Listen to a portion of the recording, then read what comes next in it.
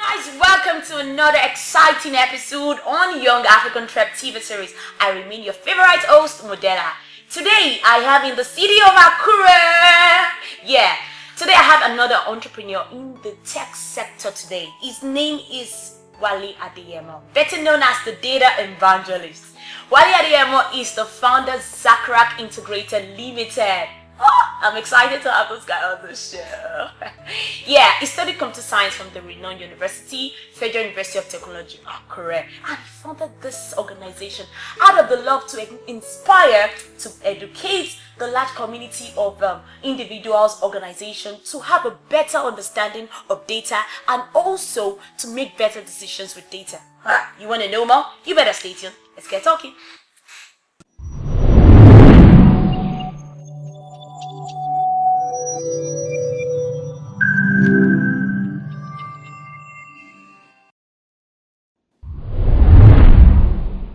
It's good to have you here, Wale. I feel like giving you a high five. Thanks, Modella.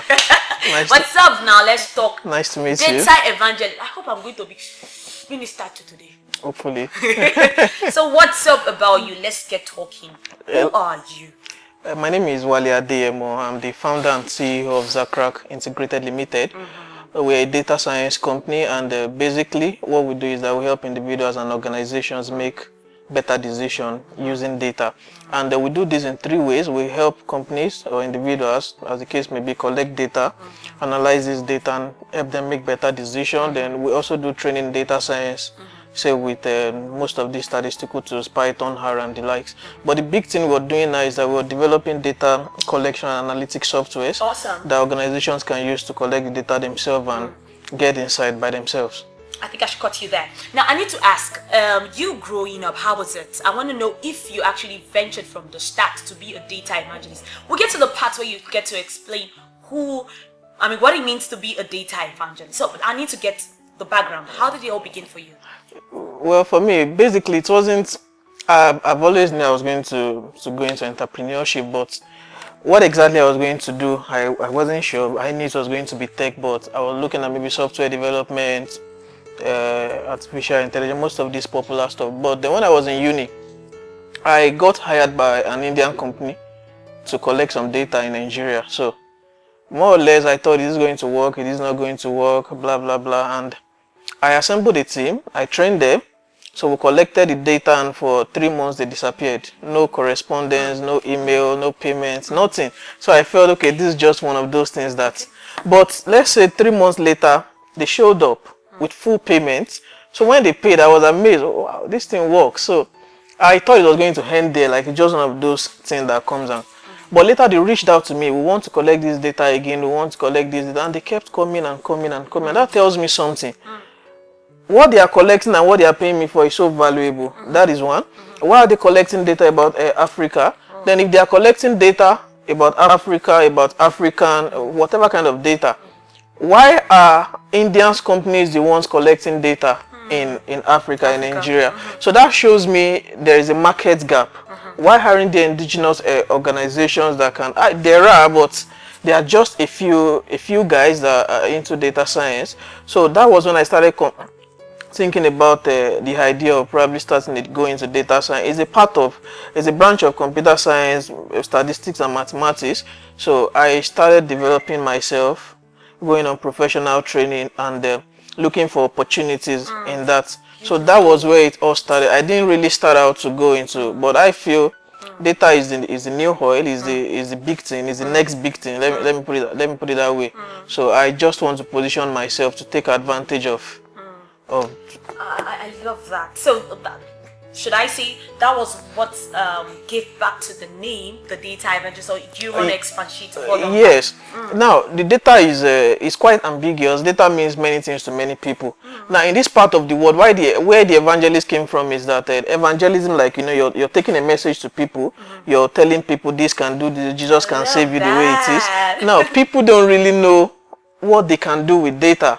Organizations are sitting on data, they are just collecting. It could be employee data, sales data, whatever kind of data. So the evangelist is we going out there telling them that, okay, this data and this data, you may have it, we can collect it for you, but data will help you do ABC. It will increase your performance, increase your sale, could be a political, maybe a contestant. You may probably use data to find out how, whether people like you, if you're likely to win, what should your campaign strategy look like. So all of these things, that is where I came up with the evangelism part, because we have to take the message out there.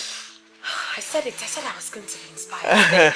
Okay, now I need to ask, because I read through your profile and I understood that you went to University of People to study more on association, human relation and all that. Is it just to buttress your being as a data evangelist or what? Well, actually I did a business admin with them. Okay. Now, it's one thing to be a technician, knowing how to do this thing with data. Transforming anything into a business is another different ball game entirely. And I believe whatever you want to do, you need to be trained for it to be excellent, or to be better than you would have been without the training. So that was why I decided to take up the business admin degree, to give me a broader perspective on how do I manage this if I'm translating it into a business. It takes more than just collecting data in quotes, analyzing it. When you're turning it into a business, is a different ball game entirely. So that was what inspired me to get a degree. I love that. Now let's talk about ZACRAC as a whole now, because I was waiting for you to name the company Data Evangelist Company or something. Now the name of the company is ZACRAC Integrated Limited, if I'm correct. Yes. Now, what's the inspiration behind the name? Okay, my name is Zacchaeus, so that's the Zac, and I have a younger sister, Rachel. So the Zac and the Rack form the ZACRAC that we have. Oh, awesome, beautiful. Oh, and I understand you are the MD and the Chief Executive Officer of ZACRAC Limited. Yeah, that's now correct. let's talk about setting up.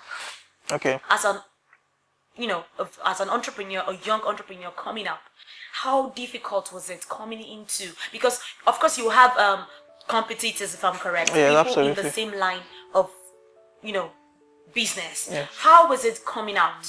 Well, I would be honest with you. It's been challenging, however, it's worth it.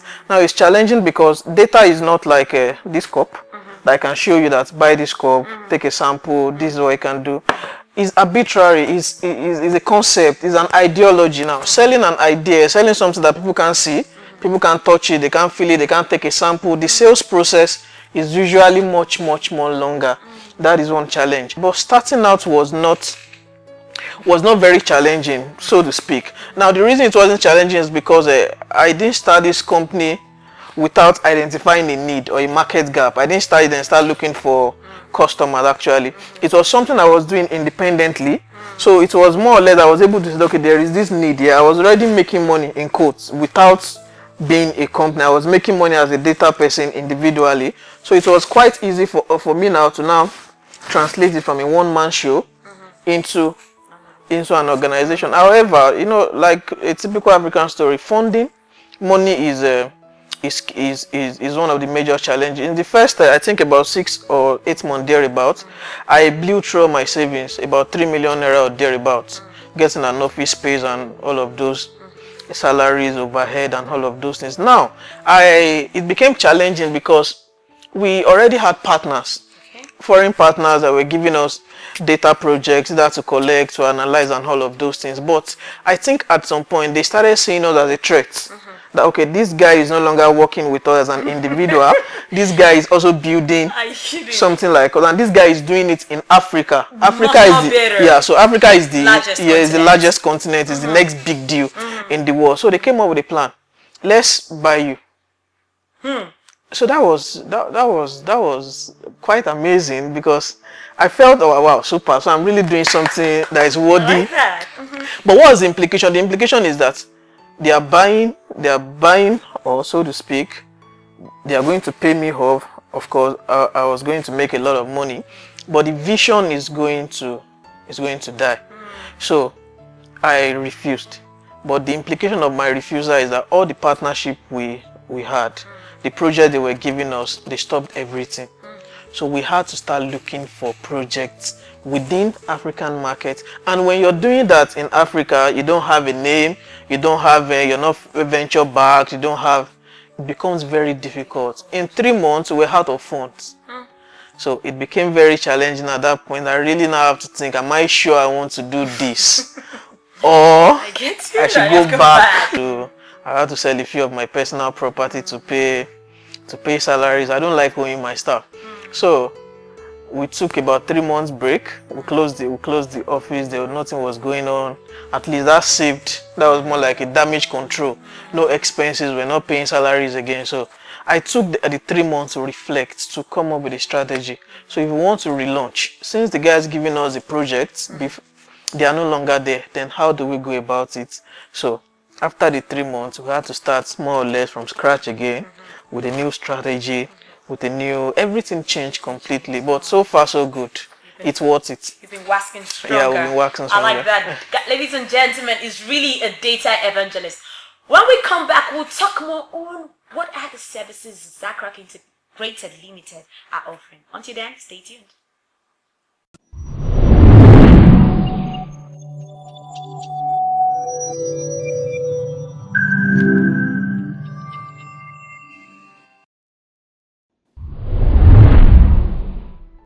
Welcome back. This is still Youngafricantrep TV series, and I still have my data evangelist on today's show. Hi.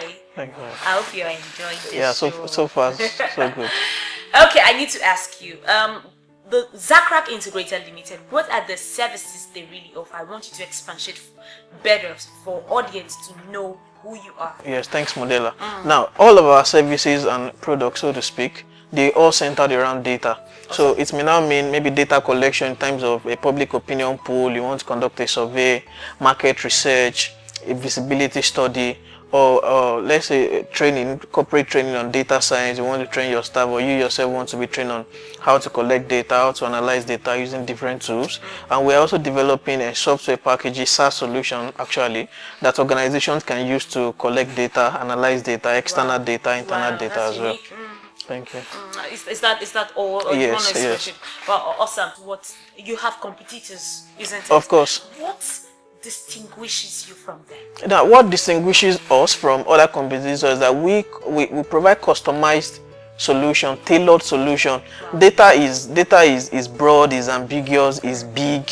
It means so many things to many people. But when we're maybe dealing with a client, we try as much as possible to provide something specific. To solve that client's problem. We collect authentic data.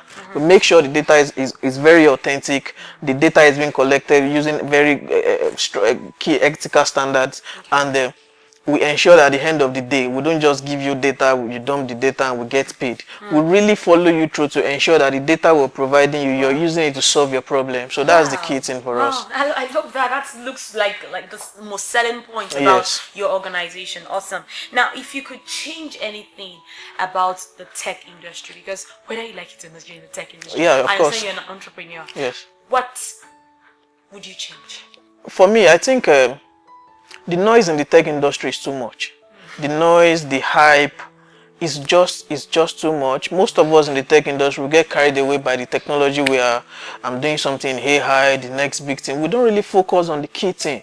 Who are the customers? Is this thing making money? If I transform this into a business, what else do I need to bring to the table apart from the technology? I realize that customers don't buy technology. Customers buy solution. So if you're doing data science and you come with all those big technical jargons and all of those things, you're just feeling yourself. Yeah. You're just buttressing your own ego. At the end of the day, the customer is going to ask you, how is this your technology? How is it going to solve my problem? How is it going to make money for me? So I think one thing, if I have the ability to change about the tech ecosystem generally, the noise is too much, the hype is too much. We should focus more on the problem. Let's see how we can use the tech to solve the problem as simple as possible. I love that. Now let's talk about tech a little. A lot of people nowadays believe tech is a tool that's going to change the whole world. What's your opinion? Absolutely. It's not even a tool that is going to change the whole world. It's a tool that is already changing the whole world.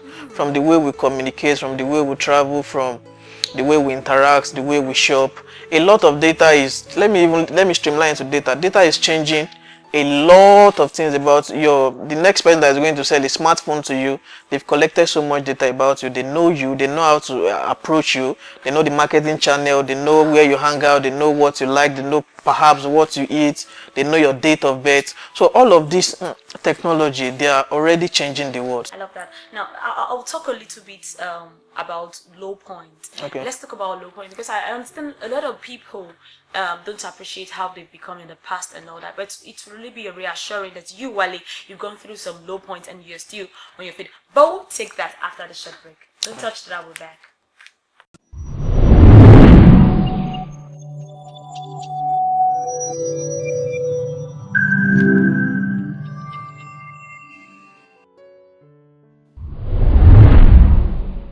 Welcome back. This is the Youngafricantrep TV series, and before we went on that quick break, we were just about to ask Wale, the data evangelist, on some low points. So let's talk about some low points. Like I said earlier, a lot of people don't really appreciate who they've really become in the past, but it will really be reassuring that you, Wale, the data evangelist, have gone through some low points and you're still sitting beside me today, waxing stronger and stronger. So let's talk about some low points, what you've learned from it and how you actually overcome them.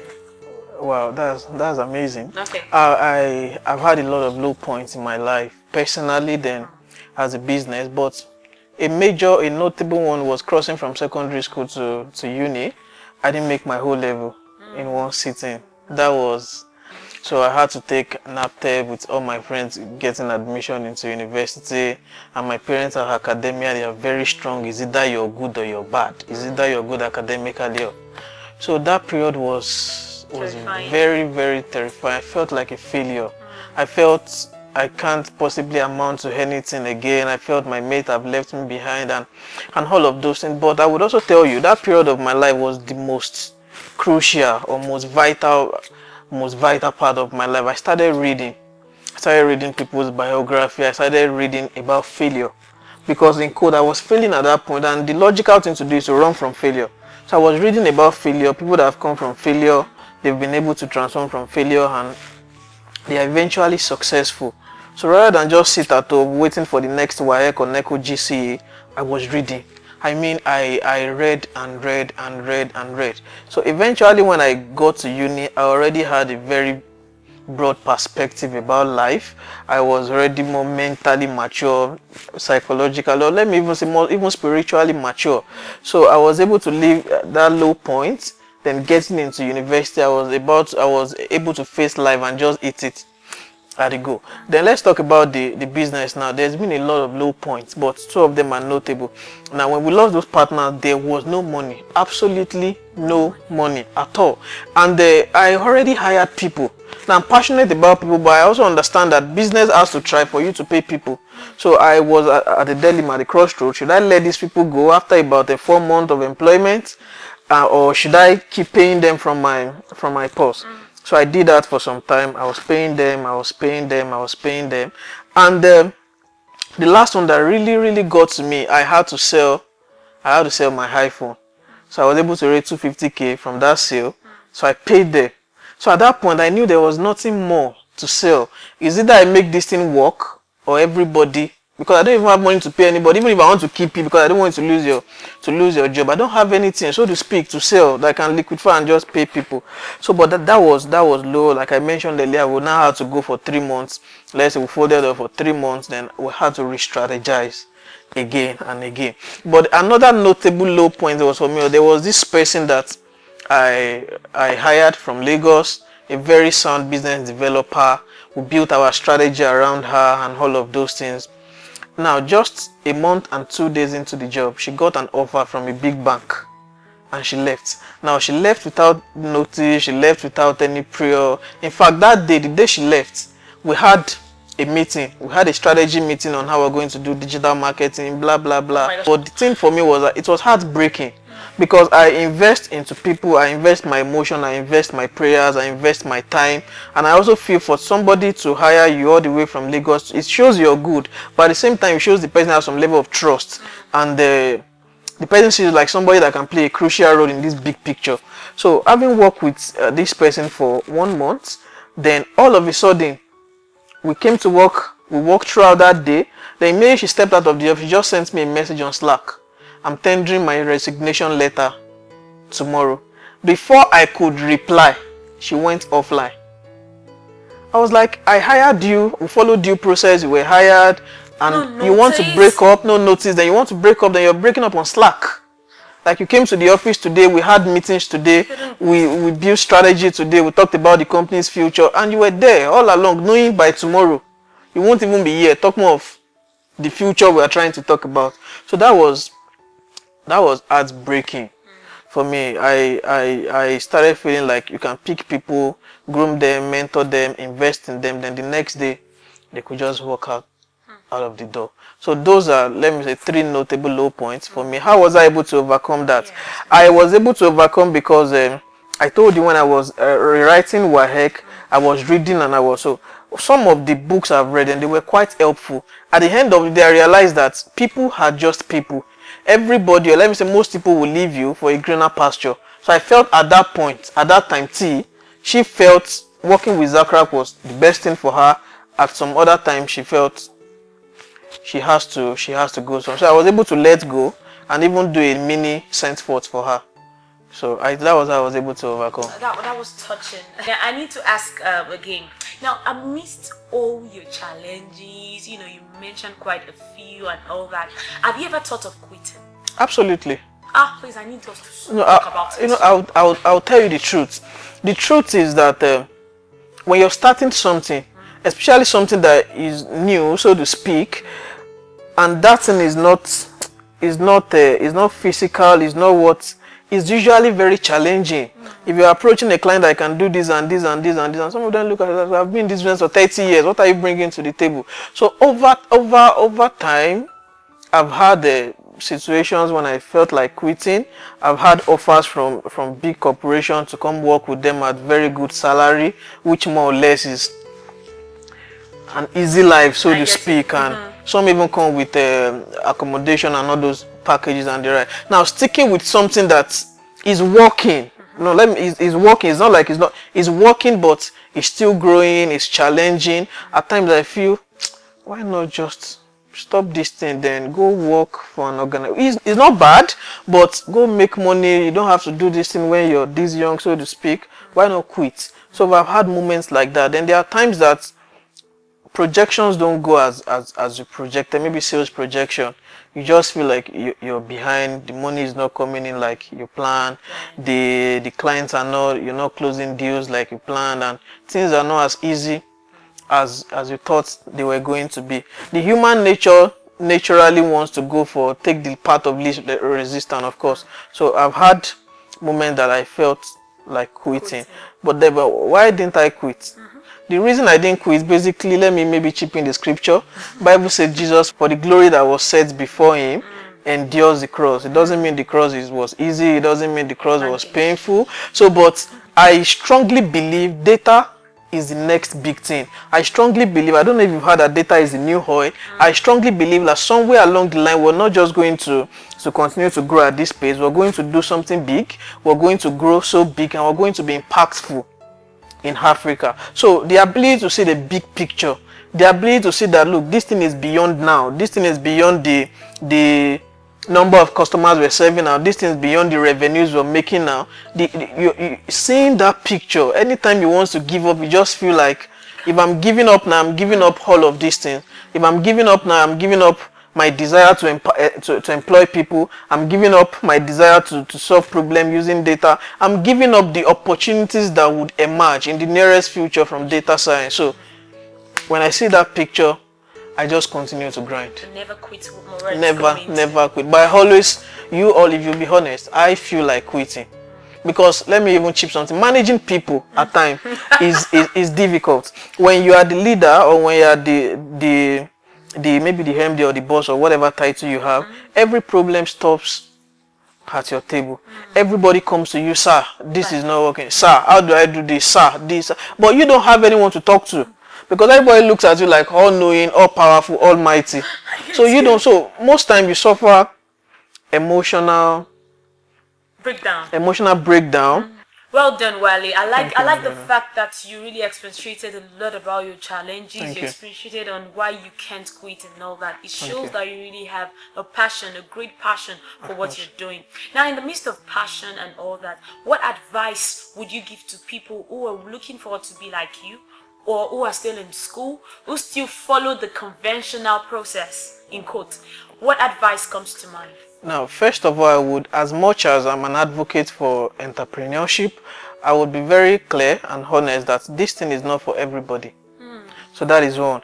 Before you dabble into it, be really sure you want to go all in, be really sure you have all it takes, the character, the perseverance. But one key thing is that whatever passion or whatever you want to go into as a business now, be sure that thing is making money.